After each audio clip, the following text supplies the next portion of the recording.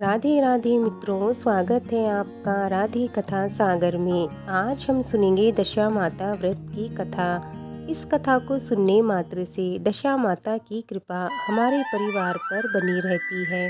घर की निर्धनता हमेशा दूर रहती है। घर में धन संपदा की कमी नहीं रहती। आइए अब चलते हैं कथा की ओर। दशा माता व्रत की प्रमाणिक कथा के अनुसार प्राचीन समय में राजा नल और रानी दमयंती सुखपूर्वक राज्य करते थे। उनके दो पुत्र थे। उनके राज्य में प्रजा सुखी और संपन्न थी। एक दिन की बात है, उस दिन होली दशा थी। एक ब्राह्मणी राजमहल में आई और रानी से कहा, दशा का डोरा ले लो। बीच में दासी बोली, हाँ रानी साहिबा, आज के दिन सभी सुहागिन महिलाएं दशा माता का पूजन और व्रत करती हैं तथा इस डोरे की पूजा करके गले में बांधती है, जिससे घर में सुख समृद्धि आती है। अतः रानी ने ब्राह्मणी से डोरा ले लिया और विधि अनुसार पूजन करके अपने गले में बांध लिया। कुछ दिनों के बाद राजा ने अपनी रानी के गले में डोरा बंधा हुआ देखा। तब राजा ने पूछा, इतने सोने के गहने पहनने के बाद भी तुमने ये डोरा क्यों पहना है? रानी कुछ कहती, इससे पहले ही राजा ने डोरे को तोड़कर जमीन पर फेंक दिया। रानी ने उस डोरे को जमीन से उठा लिया और राजा से कहा, यह तो दशा माता का डोरा था। आपने उनका अपमान करके अच्छा नहीं किया। जब राजा रात को सो रहे थे, तब राजा के सपने में एक बुढ़िया माँ आई जो दशा माता थी और बोली, हे राजा, आज तेरी अच्छी दशा जा रही है और बुरी दशा अब तेरे जीवन में आ रही है। तुमने मेरा अपमान करके अच्छा नहीं किया। ऐसा कहकर दशा माता अंतर्ध्यान हो गई। अब जैसे जैसे दिन बीतते गए, वैसे वैसे कुछ ही दिनों में राजा के ठाट बाट, हाथी घोड़े, धन धान्य, सुख शांति सब कुछ नष्ट होने लग गए। अब तो भूखों मरने का समय आ गया। एक दिन राजा ने अपनी रानी से कहा, तुम अपने दोनों बच्चों को लेकर अपने मायके चली जाओ। रानी ने कहा, मैं आपको छोड़कर कहीं नहीं जाऊंगी। जिस प्रकार आप रहेंगे उसी प्रकार मैं भी आपके साथ रहूंगी। तब राजा ने कहा, अपने देश को छोड़कर दूसरे देश में चलते हैं। वहाँ जो भी काम मिल जाएगा हम वही काम कर लेंगे। इस प्रकार राजा रानी अपने देश को छोड़कर चल दिए। चलते चलते रास्ते में भील राजा का महल दिखाई दिया। वहाँ राजा ने अपने दोनों बच्चों को अमानत के तौर पर छोड़ दिया। आगे चले तो रास्ते में राजा के मित्र का गांव आया। राजा ने रानी से कहा, चलो हमारे मित्र के घर चलते हैं। मित्र के घर पहुंचने पर उनका खूब आदर सत्कार हुआ और पकवान बनाकर भोजन भी कराया। मित्र ने अपने शयन कक्ष में उसे सुलाया। उसी कमरे में मोर की आकृति की खूंटी पर मित्र की पत्नी का हीरो का जड़ा कीमती हार टका था। मध्य रात्रि में रानी की नींद खुली तो उन्होंने देखा कि वह बेजान खूंटी हार को निगल रही है। यह देखकर रानी ने तुरंत राजा को जगाकर दिखाया और दोनों ने विचार किया कि सुबह होने पर मित्र के पूछने पर हम क्या जवाब देंगे। अतः यहाँ से इसी समय चले जाना चाहिए। राजा रानी दोनों रात्रि को ही वहाँ से चले गए। सुबह होने पर मित्र की पत्नी ने खूंटी पर अपना हार देखा। हार वहाँ नहीं था। तब उसने अपने पति से कहा, तुम्हारे कैसे मित्र हैं जो मेरा हार चुराकर रात्रि में ही यहाँ से भाग गए। मित्र ने अपनी पत्नी को समझाया कि मेरा मित्र कदापि ऐसा नहीं कर सकता। धीरज रखो, कृपया उसे चोर मत कहो। आगे चलने पर राजा नल की बहन का गांव आया। राजा ने बहन के घर खबर पहुंचाई कि तुम्हारे भाई भौजाई आए हुए हैं। खबर देने वाले से बहन ने पूछा, उनके हाल चाल कैसे हैं? वह बोला, दोनों अकेले हैं, पैदल ही आए हैं तथा वह बहुत दुखी हाल में है। इतनी बात सुनकर बहन थाली में कांदा रोटी रखकर भैया भाभी से मिलने आई। राजा ने तो अपने हिस्से का खा लिया, परंतु रानी ने जमीन में गाड़ दिया। चलते चलते एक नदी मिली। राजा ने नदी में से मछलियां निकालकर रानी से कहा, तुम इन मछलियों को भूनो, मैं गांव में से परोसा लेकर आता हूँ। गांव का सेठ सभी लोगों को भोजन करा रहा है।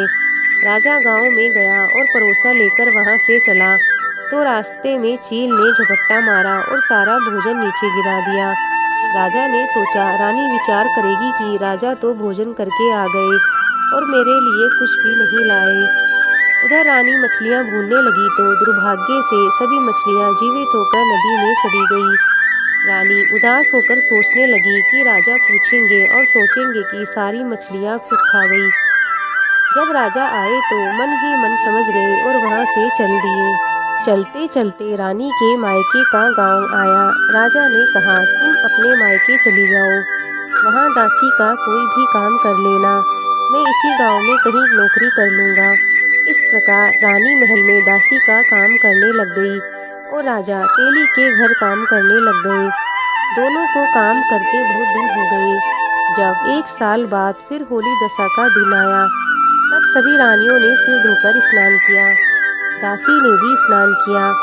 दासी ने रानियों का सिर गूथा, राजमाता का भी सिर गूथा। तब राजमाता ने कहा, दासी आओ मैं तुम्हारा सिर गूथ दूं। ऐसा कहकर राजमाता जब दासी का सिर गूथ रही थी, तब उन्होंने दासी के सिर में एक मस्सा देखा। यह देखकर राजमाता की आंखें भर आई और उनकी आंखों से आंसू की बूंदें गिर पड़ी। आंसू जब दासी की पीठ पर गिरे तो दासी ने पूछा, आप क्यों रो रही है? राजमाता ने कहा, तेरे जैसे मेरी भी एक बेटी है जिसके सिर में भी ऐसा मस्सा है, तेरे सिर में भी मस्सा है। यह देखकर मुझे उसकी याद आ गई। तब दासी ने कहा, मैं ही आपकी बेटी हूँ। दशा माता के कोप से मेरे बुरे दिन चल रहे हैं, इसीलिए यहाँ मैं आई हूँ, पर अपनी पहचान छुपाई हुई थी। माता ने कहा, बेटी तूने ये बात हमसे क्यों छुपाई? दासी ने कहा, माँ मैं सब कुछ बता देती तो मेरे बुरे दिन नहीं कटते। माँ आज मैं भी दशा माता का व्रत करूंगी तथा उनसे गलती की क्षमा याचना करूंगी। अब तो राजमाता ने बेटी से पूछा, हमारे जवाई राजा कहाँ हैं? बेटी बोली, इसी गांव में किसी तेली के घर काम कर रहे हैं। अब गांव में उनकी खोज कराई गई और उन्हें महल में लाया गया। जमाई राजा को स्नान भी कराया, नए वस्त्र पहनाए और पकवान बनाकर भोजन कराया। अब दशा माता के आशीर्वाद से राजा नल और दमयंती रानी के अच्छे दिन लौट आए। कुछ दिन वहां बिताने के बाद राजा ने कहा, चलो रानी हम अपने राज्य चलते हैं। दमयंती रानी के पिता ने खूब सारा धन दौलत देकर राजा रानी को विदा किया। रास्ते में वही जगह आई जहां रानी ने मछलियों को भूना था। वो राजा के हाथ से चील ने झपट्टा मारने से भोजन नीचे जमीन पर गिरा दिया था। तब राजा ने कहा, तुमने सोचा होगा कि मैंने अकेले भोजन कर लिया होगा, परंतु चील ने झपट्टा मारकर भोजन नीचे गिरा दिया था। तब रानी ने कहा, आपने भी सोचा होगा कि मैंने मछलियां भूनकर अकेले ही खा ली, परंतु वो तो जीवित होकर नदी में चली गई थी। राजा ने कहा, वह सब हमारे बुरे दिन का प्रकोप था, जभी हमारे साथ ये सब हो रहा था। चलो आगे चलते चलते अब राजा की बहन का गांव आया। राजा ने बहन के यहाँ खबर भेजी। खबर देने वाले से बहन ने पूछा, उनके क्या हाल चाल है? उसने बताया कि वे बहुत अच्छी दशा में आए हैं, उनके साथ हाथी घोड़े भी हैं।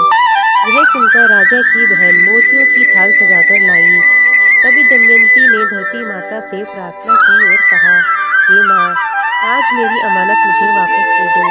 यह कहकर उस जगह को खोदा जहाँ कांदा रोटी गाड़ दिया गया था। खोदने पर रोटी तो सोने की और कांदा चांदी का हो गया। ये दोनों चीजें बहन की थाली में डाल दी और आगे चलने की तैयारी करने लग गए। वहां से चलकर राजा अपने मित्र के घर पहुंचा। मित्र ने पहले की तरह उनका खूब सम्मान किया, आदर सत्कार करके भोजन भी कराया। रात्रि विश्राम के लिए उन्हें उसी शयन कक्ष में सुलाया। मोरनी वाली खूंटी के हार निगल जाने वाली बात से राजा रानी को नींद नहीं आई। आधी रात के समय वही मोरनी वाली खूंटी हार उगलने लगी तो राजा ने अपने मित्र को जगाया तथा रानी ने मित्र की पत्नी को जगाकर दिखाया। देखो मित्र, आपका हार तो इसने निगल लिया था। आपने सोचा होगा कि हमने हार चुराया है।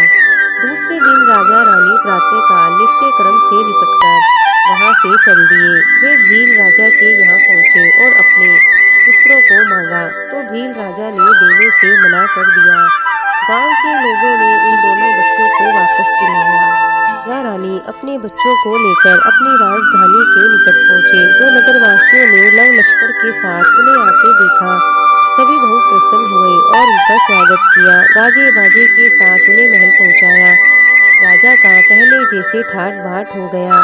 राजा नल दमयंती पर दशा माता ने पहले कोप किया, वैसा किसी पर मत करना, और बाद में जैसी कृपा करी वैसी सब पर करना।